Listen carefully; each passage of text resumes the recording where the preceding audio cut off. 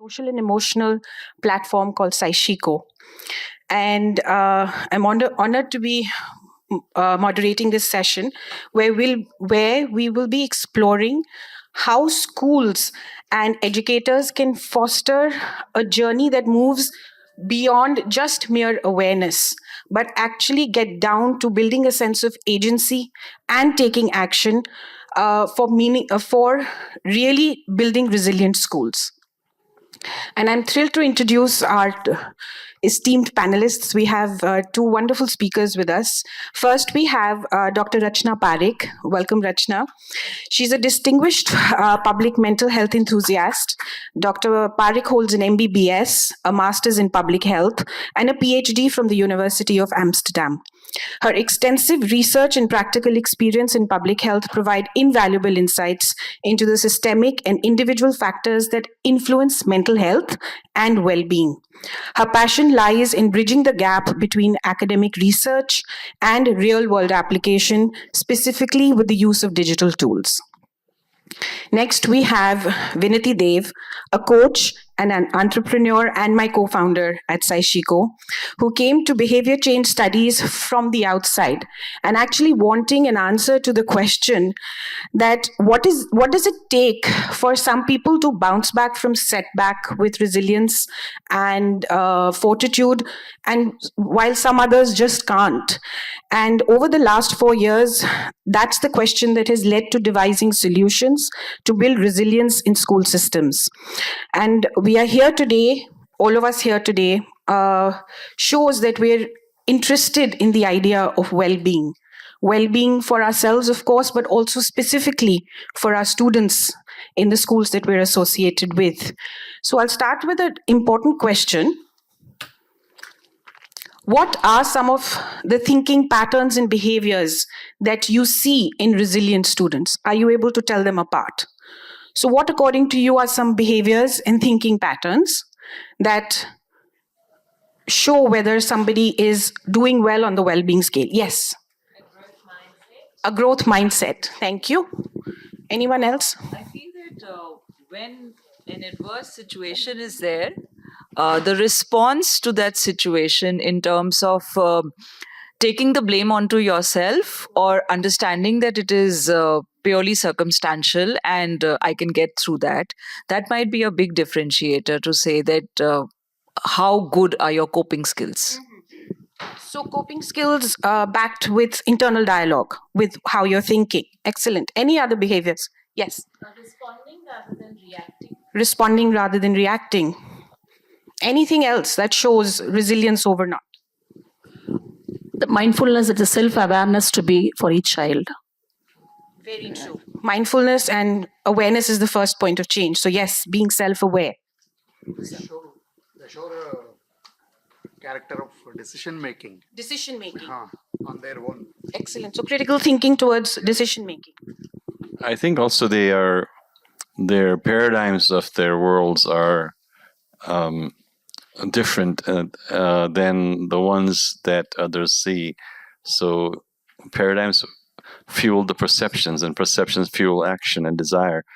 So I think how they see the world has got a lot to do with it. And it's also the culture that they come through at home and school that shapes their paradigms. So I think paradigms are a key part of it. Very, very true. Yes. Shows the courage to walk the path of process and not be output oriented. Wonderful. So to be focusing on process rather than just outcome. They have better social skills. They get along well, better with others, forgetting what happened previously with the friends. So social intelligence, excellent. Any other responses? Probably higher EQ as well. High emotional quotient, yes. So all of these things are probably what make up different aspects of well-being in ourselves. Even as educators, our well-being is important, and the well-being of our students. So today we're going to talk really about how these skills are actually teachable and learnable, right? And how we can get down to doing that in our school systems to make our schools and our students resilient from a very, very early age. Yes, so at this point, I'll hand over to Rachna. Thanks, Deepthi. Thank you for that introduction, and also thank you, the IC3 family, for having me here and allowing me this opportunity to share my thoughts. And really, it's a session to just start a conversation about well-being, looking a little more at what do we mean when we use the term well-being. It's very commonly used, but as you just also saw, the responses that came across in terms of what are resilient students like? You heard emotional intelligence, social skills, problem solving, decision making, awareness. So there's really a huge gamut of things that we expect from our young students and learners who are in schools. And so therefore, let us just take a couple minutes to look at what does this definition of well-being cover? And probably then we have a way ahead to see how we want to operationalize our actions at schools, as teachers, educators, parents, as just human beings, to make sure that our next generation is a little more ready than we were probably at that point in time. So well-being. This is WHO's definition. Well-being is a positive state experienced by individuals and societies. It's a state, how you are at this moment. It's a resource for daily life. Similar to health. Can I just get one of the slides? Yes. Yeah. But then it's just not about being, it's a resource for daily life, but it's determined by so many other things. So there are many aspects to well-being, but also there are many aspects to what would influence well-being. It's probably not one person's job. A society's well-being can be determined by the extent to which it is resilient, builds capacity for action, and is prepared to transcend challenges.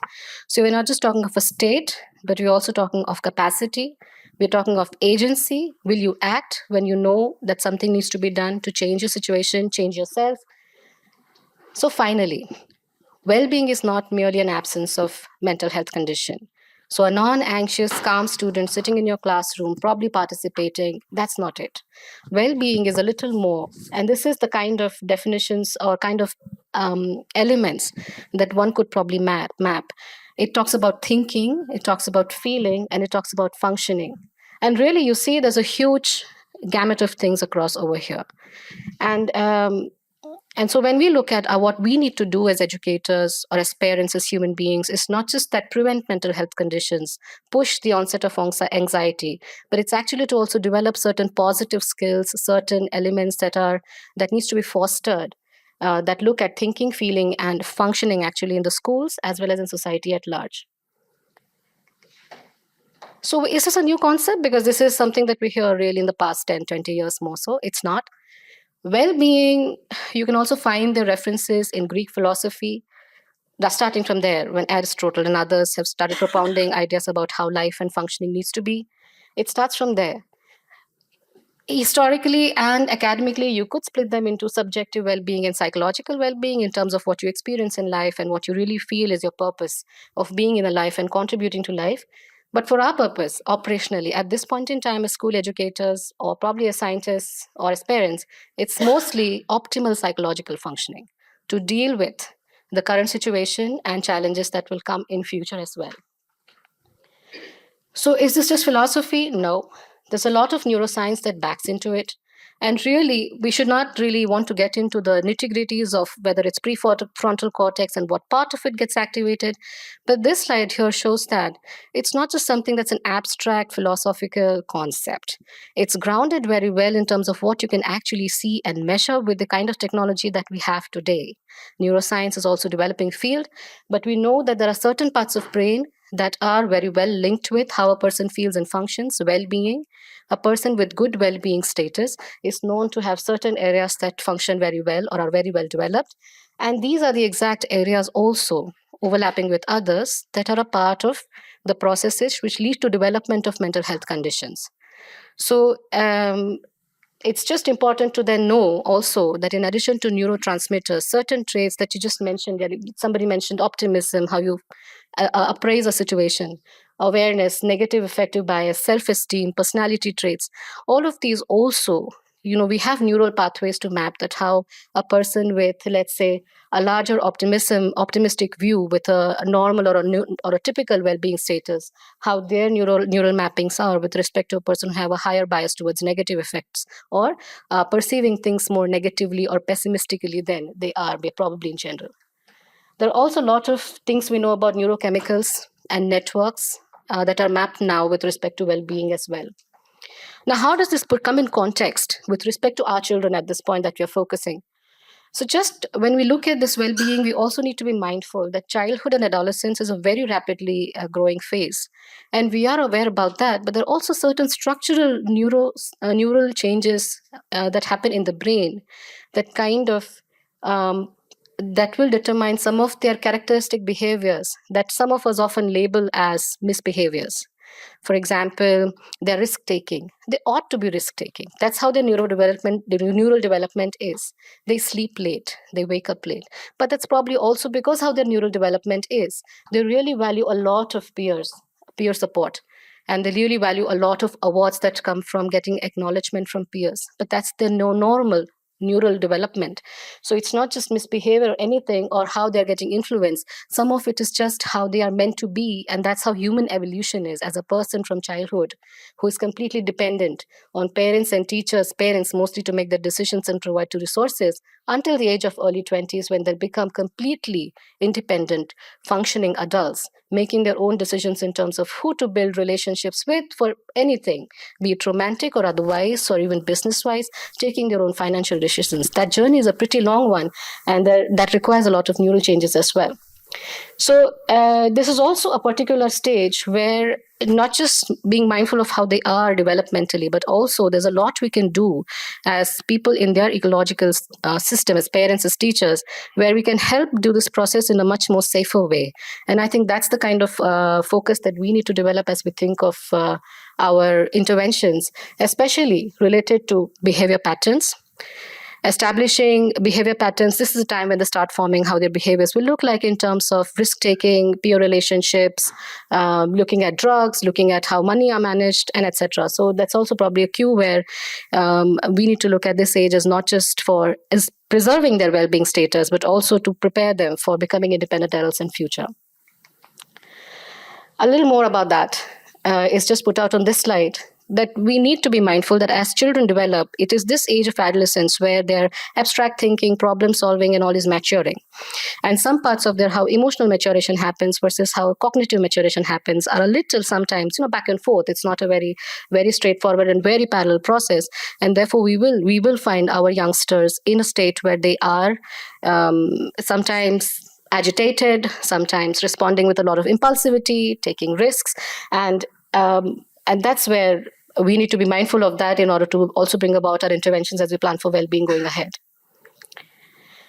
But why is it important for schools? I mean, it's probably just a parent's job. Is it something that we have in it, even as educators who are probably also looking at it from a purely scholastic performance? It's very, very important. Well-being is as equal or is probably as important as pedagogical approaches may be in schools. I'm not an educator, so you'll have to mind me on that, correct me on that if I'm wrong. But how a student participates, attends, contributes to their education and learning process is probably as equal and probably even more as our responsibility as teachers and as people who work in the field of youth mental health to prepare that kind of an infrastructure and if you will, a framework where they can learn these skills even better. So it's about preparing them for also their larger problem solving and emotional regulation skills, which also are slightly a little bit out of tandem in adolescence. And finally, I'd just like to make a case that schools are probably among the best positioned factors in a young person's immediate ecological framework to make this change. And while providing education may be the front runner of the responsibilities and the activities that our schools perform, but simply by being present in a child's life for many years, for kind of developing role models, starting from there on, there are a lot of ways in which schools can make a real difference. The first is, even if it's a longer journey where the skill development takes time, it may not happen within a day or a week or a month, and you probably might have to, like in the previous session we heard, tracking of skills like self-esteem and problem solving, it takes a little more time. But while developing those capacities, schools have a better platform. Students are already receptive to learning and taking education. In addition to that, schools have an additional responsibility of connecting parents, the education system, as well as the health system, because this is where your teachers, you will be able to first pick up signs of children with actual mental health problems who are now moving out of the spectrum of well-being and starting to need support for their mental health problems, with exam anxiety coming in the picture, peer pressure, addiction related issues, and so on and so forth. As schools, you can identify these kids at a much earlier and a more systematic way, probably, and then how to refer them to proper therapy and provide a safe space for them to continue studies, to still make best of their time in school while getting treatment or therapy for their mental health conditions. And I think that kind of partnership where we at this point in time leave an individual parent to navigate all these partnerships at this point. Parent navigates with school, parent navigates with therapists, with other health platforms. If schools take this well-being and the requirements of mental health across a spectrum into cognizance, that it's not just development of well-being, but also bringing children back who have moved now to the spectrum of higher need into well-being and making sure they're integrated in our school curriculum better, you provide a much safer space and ensure that their experience of coming back from a mental health problem is much more productive, relatable, and more humanistic. So I'm going to stop here and hand over to Dipti.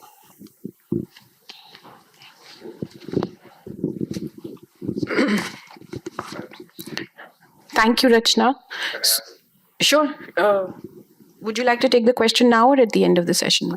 Yeah, sure. Talk about positive chemicals, isn't it? Yes. The dopamine, how does it work? Could you just... Thank you for that. So thank you for bringing up that. So it's a neurochemical in the brain, and put it very simplistically, when we experience a pleasurable moment or event, the release of dopamine increases in the brain, and therefore it makes us feel happier. When there is a problem with the way dopamine either gets released or absorbed or processed in the brain, that's when it's one of the pathways through which mental health problems like anxiety and depression, it has a role there. So if there is a problem with the way dopamine gets released or processed, then we tend to feel more sad, more pessimistic. So it affects our mood on a regular basis. And of course, social media, the number of likes on your posts, the number of looks you get from a good-looking girl or a good-looking guy, everything, the number of compliments you get, marks you get, to the extent of really doing very positive, like you're helping a friend or you're helping your mom. All of these are processed like that. So in for us at this point, especially for internet addiction, if you're coming from that point of view, that is one of the major reasons, because you keep getting hits and you want to get those kicks. Of course, we all love pleasurable activities, and brain is wired to get more and more. It's a reward system. If you feel good, you will keep going more for it. If you'd be interested in how specifically it works, I'd be very happy to share that information, but probably in the break time, because I'm mindful of the time. Yes, ma'am. Yes, that's more like how you relate to others. So it's a hormone that helps you feel more connected to another human being, experience more connections, love, that kind of validation, caring, those kind of things. So it also helps. So you get a kick with dopamine, and oxytocin helps you to bring more, feel more connected with the society. So all of these are required. These are positive chemicals. So yes, so I would say that for brain specifically, there is no villain and there is no hero in this entire thing. And it is the balance that is the hero, and the imbalance, that's the villain that needs to be challenged for everything. So Chemical for imbalance in that. no, it's so much more complex, because when does the dopamine get released and how much and how will it act? If only we knew exact pathway, we still couldn't intervene at this point in time to give the specific drug to just correct one, because it doesn't work like that. You know, how we behave, like we were mentioning in the previous section, how we behave is so much influenced by what we believe. And where does the belief come from? It's for ourselves, what we believe about us, what we believe about others, but what we believe about our future.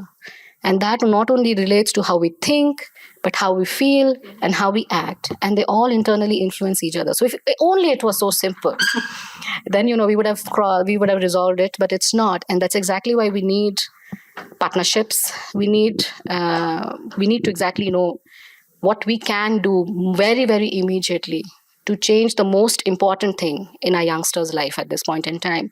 Providing safe, secure environment for speaking about their problems is important. Even if it's not immediately well-being, it's talking about somebody who has drifted away from well-being, but we have to get them back. As schools, we are able to provide that. So that would be my quick response.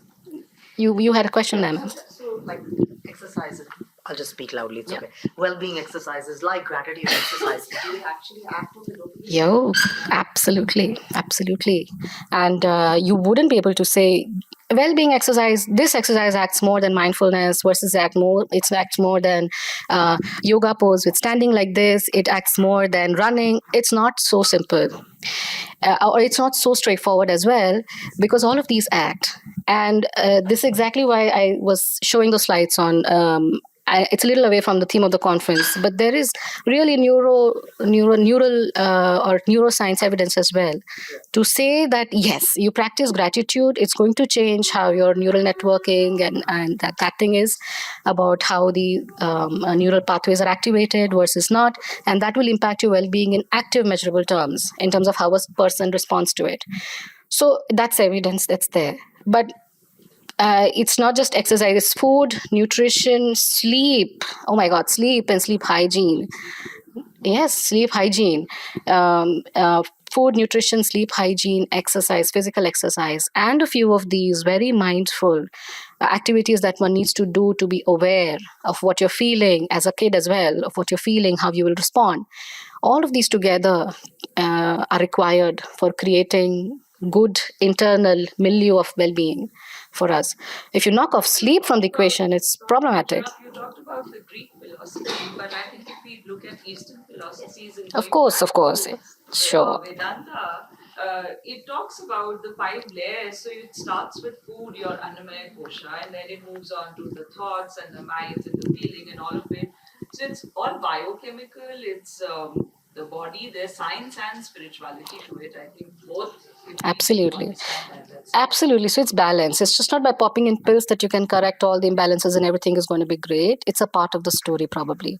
But I agree. And that was just by an example. So, ma'am, say gratitude. Can you say few examples for the children to practice in a day? So we are coming to gratitude. Right. So So gratitude in very simple terms is being thankful for everything in life. And that is probably the most simplistic thing I've ever heard. What we've done It needs one of the schools was we put in a little gratitude jar, and at the end of the day or whenever you feel like, you could just drop a message in it that this is what you're thankful for. And whenever the class mood used to be low, we would just pick out slips from there and say, okay, this is what people were thankful for, and immediately the mood would turn upbeat to say, oh, there's so much to be thankful for. Why are we focusing on what's not there? And you could do very simple things. You could keep a jar, you could do a journaling, you could keep an alarm that tells you, let me be thankful for my husband, let me be thankful for my kid, let me be thankful for the food that I'm eating. You could make it a part of your prayer. You can do many things. The things about all of these activities is a little more regularity. There has to be some structure that we have to include in our own lives or our children's lives. And some have to be, and they have to be actively brought in. It's not natural, or it's not just any individual will start looking at gratitude while they are going through a low phase, but probably a habit like this, when inculcated in school, after 6 months or after a few years, even if the student is out, would remember as a 10-year-old, every time, I felt sad, I looked at the things I was thankful for, and at least 3 of those 10 things that I wrote down on a piece of paper, I really felt grateful for. So I think, it's a journey. Thank you, Rachna. So just to recap the key points that I think Rachna has tried to tell us through what she presented is, first of all, the understanding that just the mere absence of mental illness is not an indicator of well-being. right? So just because you're at a 0 on the number line and not on a -125, that doesn't mean you're thriving. And that's the space that we really want to look at, because a large population of our students lies there. They're not languishing with mental disease, but they're still not flourishing. So that's the segment that we really want to look at. And the second thing that we've brought about is the malleability of the brain. We've understood that in the adolescent years, the brain is plastic, it's developing, and there are lots of changes happening. So if we use that time to really instill well-being frameworks, which not only, yes, the child is prone to risk-taking, but while they're taking risk, are they doing some good decision-making and critical thinking while they take on that risk? So if we build these frameworks, if we actively teach these frameworks, because science is saying that they're teachable and learnable. Nobody's just born resilient. It's a skill that's developing. And therefore, it's sometimes it's just a hard skill, but it needs to be developed. And finally, that social and emotional skills drive overall student well-being. They're making us more aware. They're making us think better. They're those paradigms that are being set at this age. We can take charge of that, and we can help the students become self-navigating through the conversations we are having with them. And in fact, coming back to this example of gratitude, what's really happening when we are doing these gratitude exercises with our students. We have the gratitude jar, we have a gratitude circle, we have gratitude trees outside, right? What's happening there? What we're really doing is we are strengthening that connection. When we do it again and again, when we're using the plasticity of the brain to have wires and fires, new neural connections to the bliss center, it's enhancing the dopamine and the good hormones are flowing better. It reduces fear and anxiety by regulating stress hormones. So the cortisol that comes in can be managed with gratitude, right? And it fosters cognitive restructuring by evoking positive thinking. So in the worst of circumstances, that's something that, we actively work on training ourselves. That when you're catastrophizing, when you're thinking of the worst outcomes, can you at least think of what you're grateful for? So immediately what you're training the brain to do is go back to something positive, because you need to feel that positive emotion. And yesterday's, one of the sessions that we attended, there was the Taylor Swift song, Forever Winter, and we were made to listen to the lyrics. And it feels like forever winter, when you're in the downward spiral. But at that point, can we remind ourselves that the sun will come out? It might be a bad day, does not mean it's a bad life. So this thinking pattern can be developed from a very young age, that it's okay to have bad days, but it does not have to be drastic, right? So what Rachna actually did for creating the awareness, the agency, and the action towards well-being, connected the dots between positive psychology, between neurochemistry, emotional health, and the neuroscience and the neuroplasticity of it. Now I'm going to hand over to Vinati, who will now take us by sharing exactly what schools can do, certain frameworks, certain strategies, in terms of connecting positive psychology. That is, how do we get from the 0 to +5? So mostly psychology, 90% of psychological work and research lies how to help people from 0 to -5. Positive psychology is focusing on 0 to +5. How do we get from mere surviving to thriving? So positive psychology, and yes, the ancient contemplative work, like you just very rightly said, Avedas, Vedants, ancient scriptures, it's all there. But we're hearing about it now because it can actually be mapped scientifically, and with research, with the fMRI, we can actually see how brain changes are happening when we are practicing gratitude. Yes, so over to you, Vinati. Thank you. How do I move this? I'll just go back to this. I just got some dopamine hit when a familiar face, which my sister-in-law and a college counselor walked in. But I'm trying to emphasize that just a familiar face raised my confidence. And previously, we worked with some educators. When they walked in, my confidence went up again. And my anxiety as a speaker kind of balanced off a little bit. So thank you for being here. Rachna, thank you. The purpose of really structuring this conversation with bringing somebody in medicine was for you to have deep-seated belief around the neuroscience behind it. There is science behind it. And when coming from lay folks like us, sometimes it doesn't hit home. So Rachna, thank you. She's connected the dots between neuroscience, neurochemistry. We came to building our well-being platform, social emotional learning platform, from the idea that in the large school system, why did I not go from getting grade maybe an 8 on 10 to a 9 on 10? Why didn't I persevere? Why didn't I hang in there? Why didn't I practice more? What was I thinking? That's where we came from. So how do you make yourself more resilient? And of course, I could go on ancient wisdom, but we now have the fMRI and the EEG that is tracking changes in the way we think, and therefore that evidence is being generated in the scientific community, and I don't think we need to reinvent that wheel.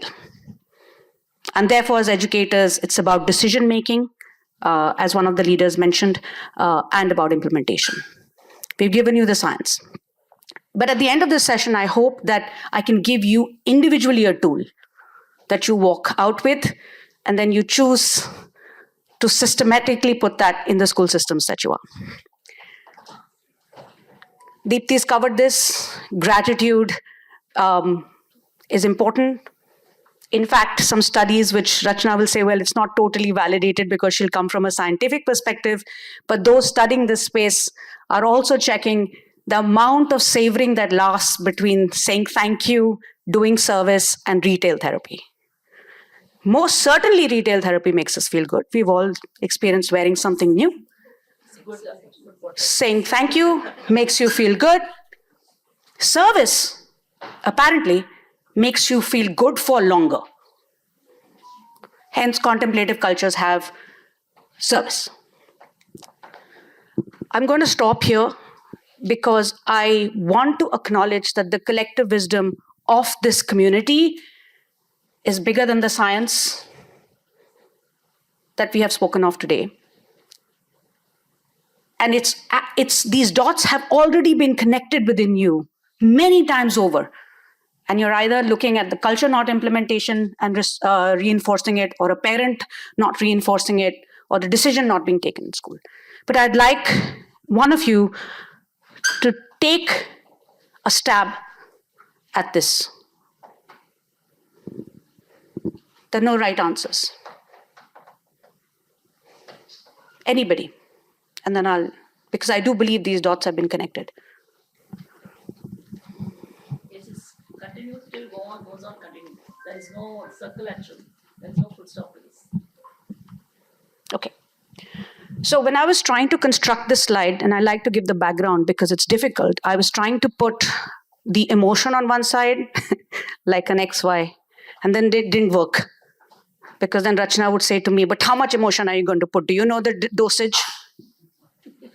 And do you know the dosage of the cognition? I was like, okay. It's interconnected, right? Correct. It's not possible to Correct. say that any one of them will work. They have to work together as a system. And when we work harder, we are more tired. And therefore, well-being is a hard skill, right? So at any point of time, these three stakeholders are interacting with each other. And at any given point of time, they also have to keep changing these roles. And at any point of time, they are balancing emotion and cognition. And when your brain is working to balance this, which Rachna called the real solution, it's difficult. As a leader, it's even harder. And I wish I had put the school leader on top of this, because I heard one speak in the morning with so much empathy. Because she has to then make the systematic. So let me go with the provider as a parent, right? They want to provide, they want to nurture. At some point, they need to release the student to make their own decisions, but they're still working as a provider, and maybe they say, I'm paying for your education and you're doing so badly. Doesn't work. They actually have to fail at that point and realize whatever they need to, that they need to study harder, right?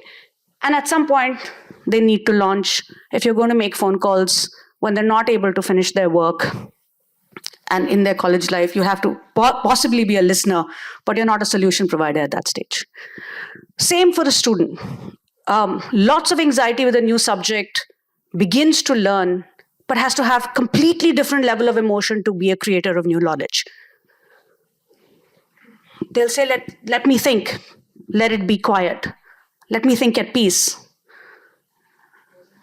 right? In a class the other day, and as I was doing a class observation, so it was in the student's place in the last row, and 35 minutes, and it changes from Vijayanagar Empire, and 35 minutes later you are doing accountancy, capital adjustment, and then 35 minutes later it's another teacher, and a lot of students I felt were just not able to internalize what had been done in the previous class. But the school has a constraint that there's limited time, there is limited periods which can be given. So it's very difficult to assimilate the learning as it is happening. That's right, because you haven't, you're going from cognition to cognition to cognition. That's probably causing some sort of stress, right? And then, most important one for us, because we believe that the teacher is the catalyst. The reason she's the catalyst is because she's transacting most often, and she's transacting with the most number of people, and her well-being being short, there's no scaling of well-being in the school system. So the emotional well-being of the teacher is most critical to scale, where professional development around this work comes in, and so on and so forth. And again, she has to work. Look at the dialogue that could happen if a high performer doesn't do well. I'm talking about a high performer doesn't doing well. You could just say, it doesn't matter. It's okay, you'll make it up. For the high performer, the cortisol is already released. Right? It's a completely different conversation that you have to have a place from inquiry. Why did this happen? It's not a trend. Can we make it up later? Right? And that's the tool we want to talk to you about today. This is a simple tool for everybody, particularly those who interact with too many people all day.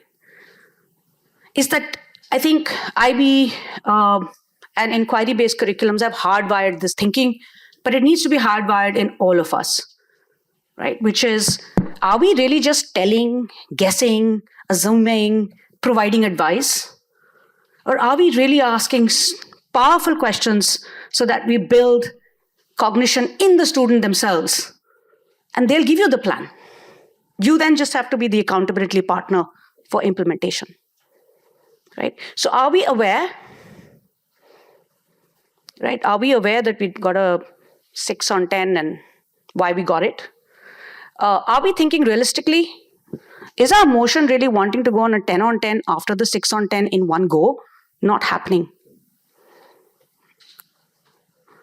It's probably going to go from, if there's a learning gap, 6 to 7. If there was a practice gap, 6 to 8. And so realistically thinking, and do we have positive community relationships and support? An expert. Your nurturer may say, you had a bad day because you had a bad grade, but it's your friend who's slightly better at math may take out the time for you to help you with that. Right? It's probably not going to be a friend who is not, he may also listen to you, but if you want to spend another hour with that friend, your specific challenge with math is not going to help. So, ATRA, this is the way we keep ourselves in our integrity as well. Are we aware of something that's bothering us? Are we thinking about it realistically? Do we have a positive community or a relationship that we can get some help? And can we act with intention once we figure it out? Very difficult at the individual level.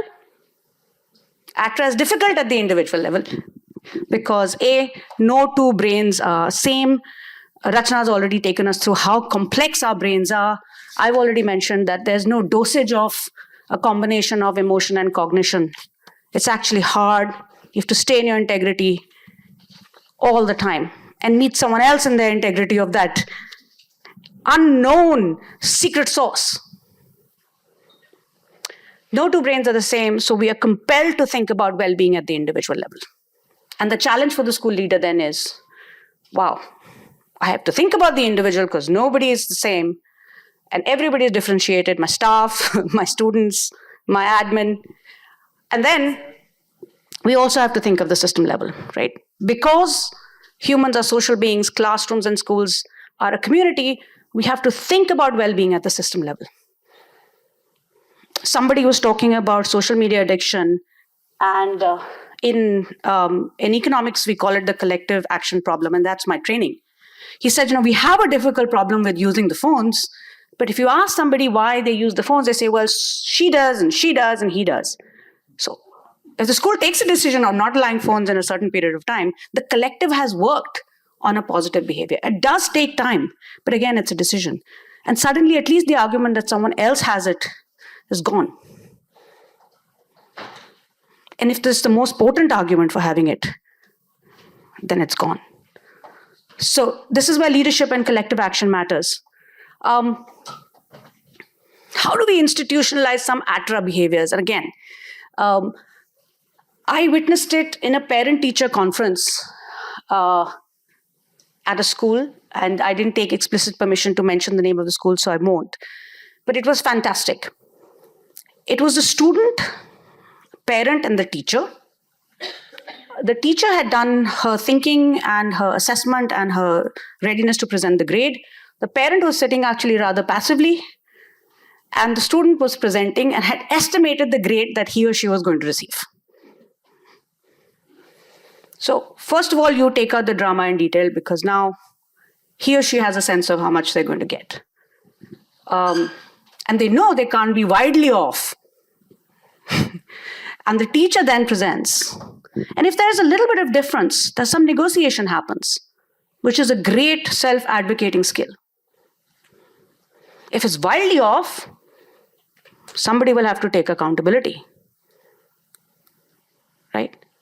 Even for a high performer, if they get an A, for example, and they was hoping for an A+, and you share the work of somebody who got the A+, that's perspective. And today we're struggling in the NEP, in the Indian context. How do we build metacognition skills, which is thinking about thinking? You can do it with institutional behaviors like this. There's self-advocacy happening. There's negotiation happening. They've just learned that there's another perspective. But it's happening transparently, and it's not happening in a hierarchical way. The student is right there, taking some ownership. The teacher has done a fabulous job as well. And the parent, who sometimes gets in the middle of all of this without visibility into either the effort or the teaching quality, tries to kind of figure out where things are going. And has usually the least visibility into the school system. So we can institutionalize ATRA behaviors just like we can institutionalize the gratitude jar. Because then it just becomes something that's happening on a daily basis. And a certain format of a PTM, for example, can also institutionalize these behaviors. Right? And then the leadership's sort of quandary of making it a cultural decision starts to roll out over a period of time. So with that, behaviors is what we want to focus on. Inquiry and accountability. Like I said, Rachna has already connected our dots between neuroscience and neurochemistry. We can't speak of ancient wisdom, but we know that all of this literature exists. The mapping of it is happening because of actually health tech, which is the fMRI and EEG, which is saying that if you meditate over a period of time, your amygdala probably shrinks a little bit, and therefore your fight, flee response, somebody said responding versus reacting, is improving. Right? And then I took you through some challenges at the individual level. The fact that the hard work has to be done by all of us, actually. And that hard work will want your intensity. Yesterday, we had a 20-minute meeting with Jim, and he was so present that I had to be doubly present, which was taxing me.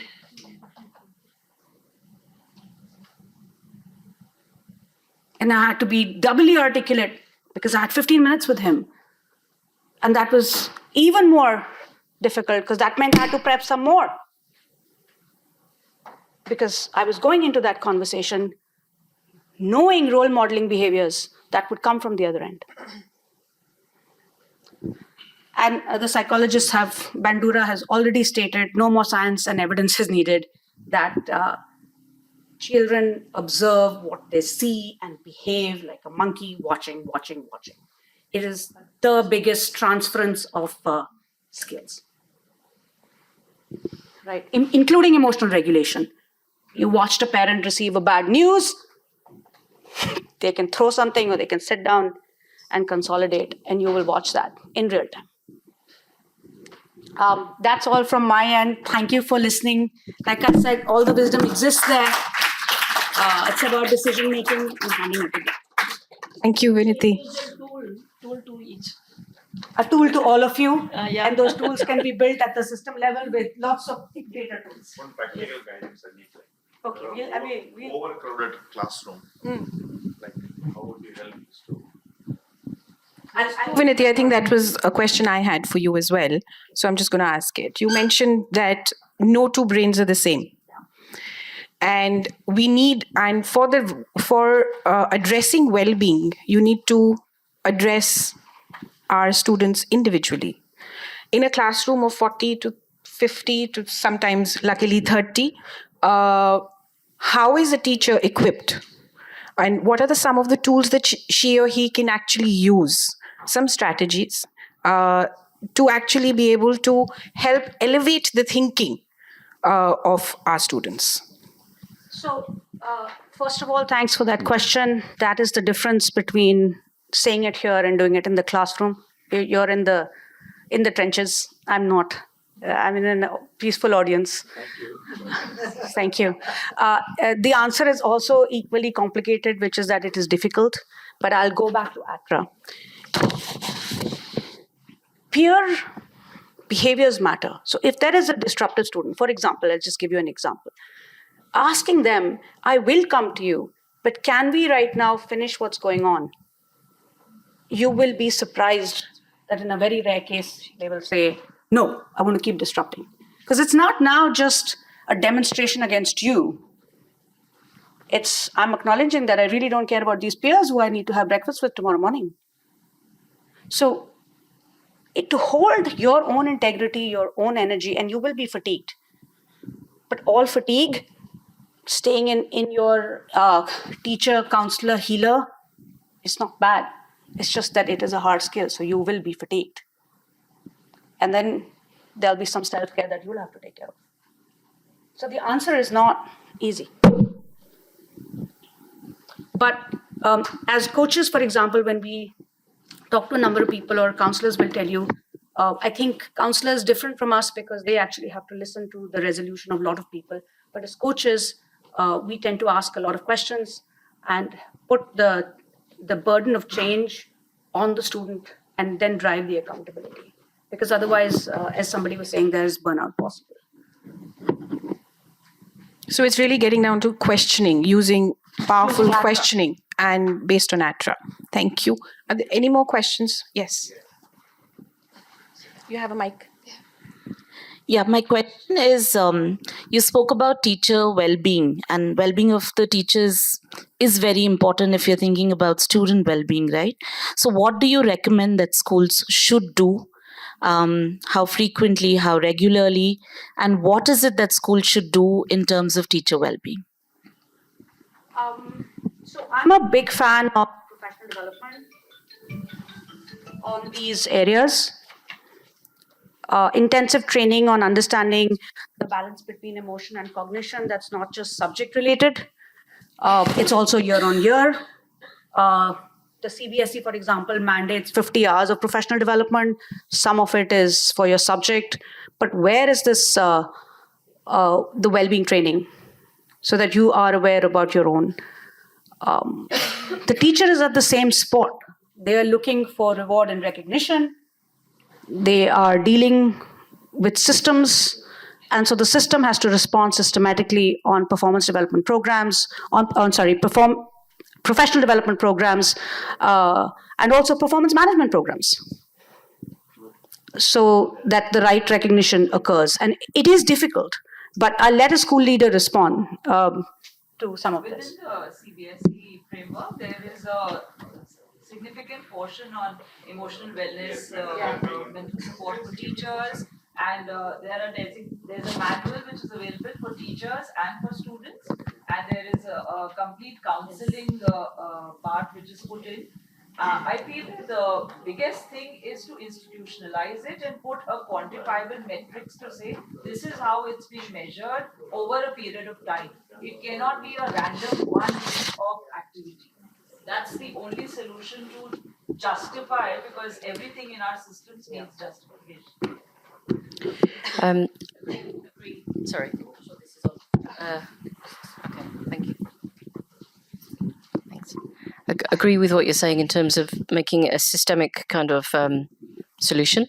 But I think there's something much simpler that we can do as school leaders, which is to sit one-on-one and talk to our staff.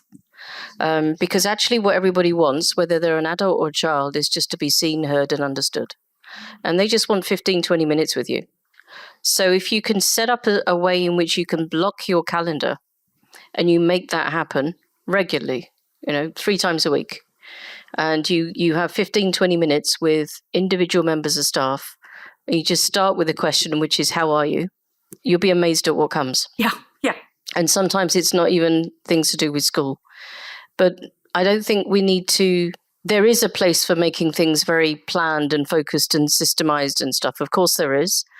But I think we shouldn't forget the simple connection, the oxytocin building, when you sit opposite somebody and you're in the trenches with them, and whether they cry or laugh or say everything is fine, they have an opportunity then to tell you what's on their mind and in their heart. If you can find that space in your calendar to do that, I think that goes far further than any structured plans, because they can seem very formulaic sometimes. The one-to-one is probably the thing that has the most impact. Hello. Good morning, everyone. Ma'am, actually, I want to ask one thing, because sometimes it is very difficult to the school counselors as well as school administrator for the counseling of the students. Sometimes what happens, suppose there is a case of substance use or anything, or this bullying, then parents do not come on the same platform with the school counselor. And despite of the hard work done by the school counselor, sometimes it happened in the schools that the school counselor or the school administrators come in the trouble. How they have to convince the parents? So are there some strategies to convince the parents? Even we do at our level best. But sometimes, because the students have a different roles in their home as well as schools. There are 2 aspects of a child.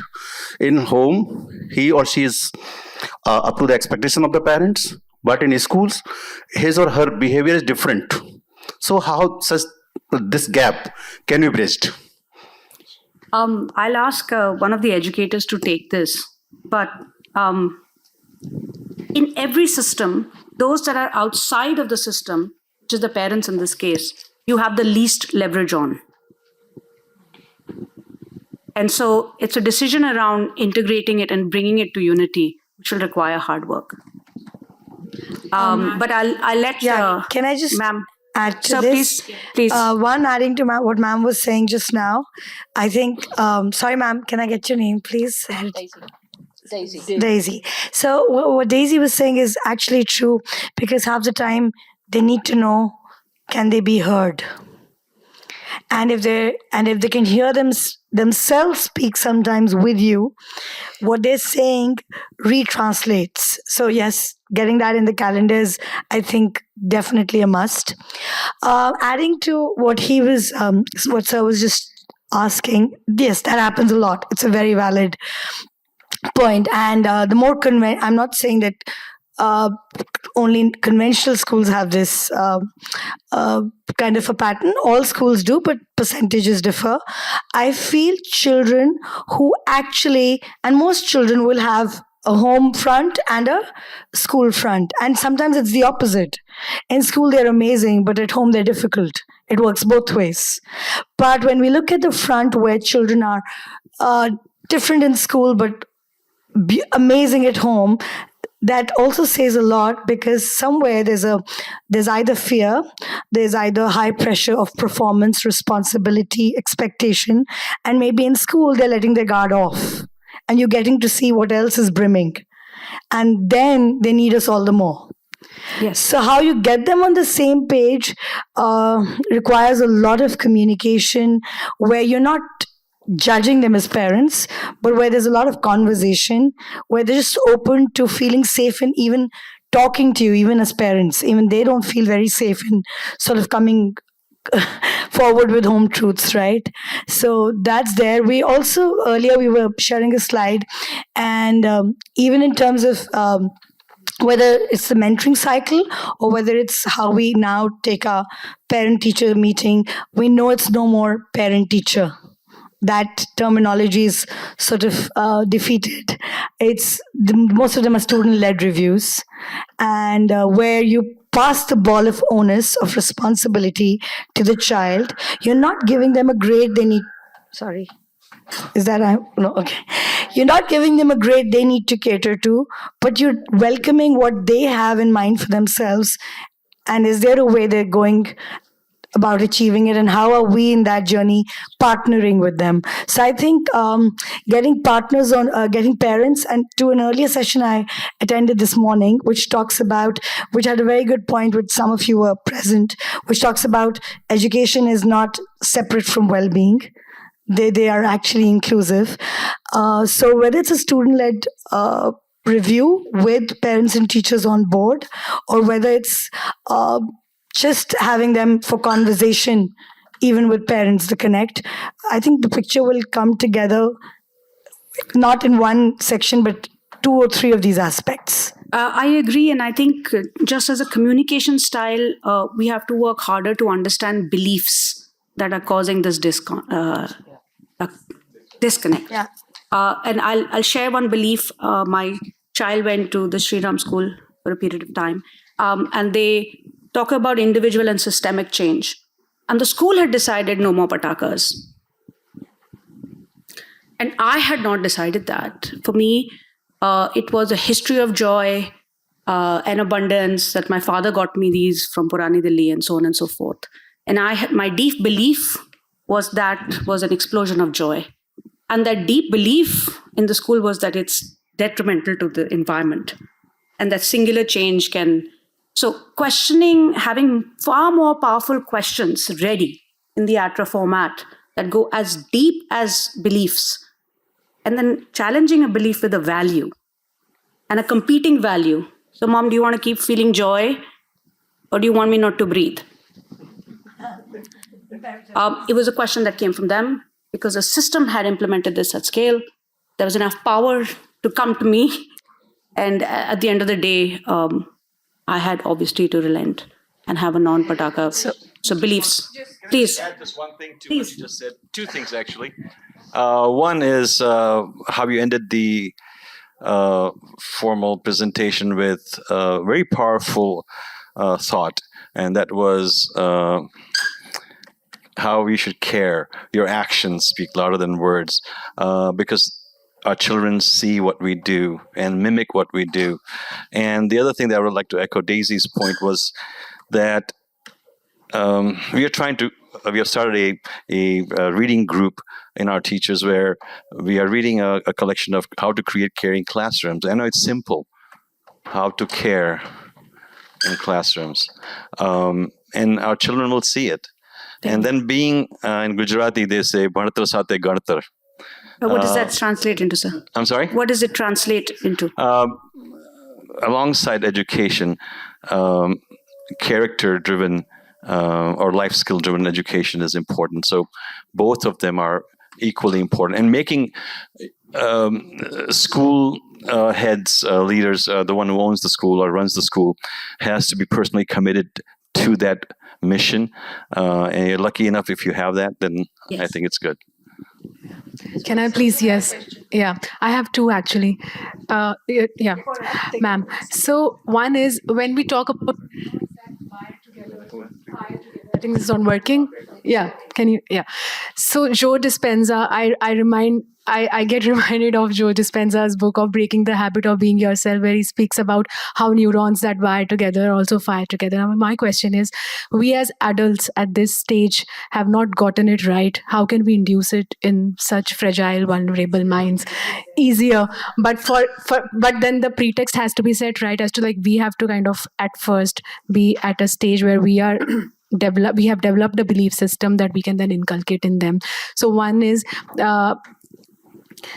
if teacher is the healer and the counselor in the first loop, so I think this process begins from teacher at the first place. Second question is, do female students have to be taught ATRA framework differently? Do female hormones, dopamine, serotonin, oxytocin, are there different set of tools for female child or females in general? Because we see that a large number of depression patients and is females. So do they have to be treated differently? Ma'am. Yeah, we'll have. Thank you. Fantastic. These are two very, very challenging questions. Thank you, ma'am, for that. I like a lot of some opinion from the room as well on both of these questions. The first thing, I agree. Yes, in order to be a healer, you have to at least be on the journey of healing, even if you're not completely healed yourself, right? But where will that journey begin? It'll begin with you as a person. So I'd like to go, one of the slides we didn't show about awareness, agency, and action. Those three bits, it's very, very important. If you are aware that, yes, as a teacher, I also need to heal and I'm not healed, then you're probably going to muster some agency to say, let me start healing, and then I can heal. And then the action of actually healing the pupil. So let's not bring the teacher out of the complete context of them being a human being in our society. And as Desi ma'am said, they have their own problems and concerns as well. So yes, how to do it systematically, it will be with the awareness and also with an understanding of being more collaborative. As human beings, even our youngsters are 12, 13, 14, they have a natural tendency to go towards becoming a better version of themselves. Our job as teachers, as parents, is to foster that. It's not something that you've completely to feed them. It's about identifying what can you do to make it more possible for yourself to heal and for them to heal. So a little bit of collaboration, a little bit of let's do it together, maybe those. But in terms of how it converts into a classroom setting, maybe I'd like probably some of the educators to reflect on that if needed. And the second question that you mentioned about boys versus girls, yes, thank you for that question. And I'd like to say, yes, the prevalence of depression is higher among women. That is true. The prevalence of depression is higher among women. That is true. But boys commit more suicides. That is also true. Correct. That's right. Young people, the prevalence of depression and anxiety is higher in the younger age group. 15 to 19 to 20s, that's when you see the real peak in terms of prevalence of depression and anxiety.